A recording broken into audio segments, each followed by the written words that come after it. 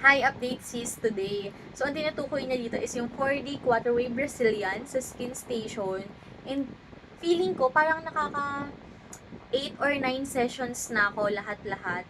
Pero ang inabil ko kasi na sessions nung unang-una, parang 6 sessions yon. So ngayon, nagkaano na lang ako, nagwa-warranty na lang ako. And babe, kapag warranty na lang, ibig sabihin, mas mura na lang yung babayaran mo. Kasi kapag kayong package talaga, mas mahal talaga siya. And so far, babe, I love it.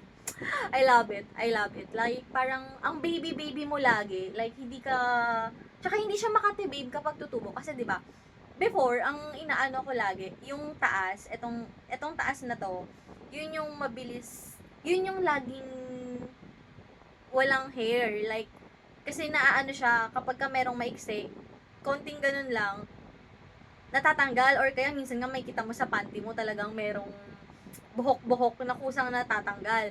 And ang yun nga yung before yun, ganun. Tapos yung sa baba, yung pinaka dito na sa gitna, yun yung laging ang haba pa din, ang bilis niya humaba. Pero ngayon, napansin ko nung naka 8 or 9 sessions na nga ako, pati yung sa ilalim niya, yung sa pinakababa niya, ano na, sobrang tagal na din humaba. Yes, humahaba siya compare dun sa taas, pero mas matagal. So, feeling ko talagang it takes time and masasabi kong worth it. Kasi babe, before nagpapa Brazilian wax ako, eh, kung tinuloy-tuloy ko yung Brazilian wax na yun, ilang sessions, hindi naman magiging ganito yung ano ko ngayon na talagang sobrang bihira na lang ng hair, di ba?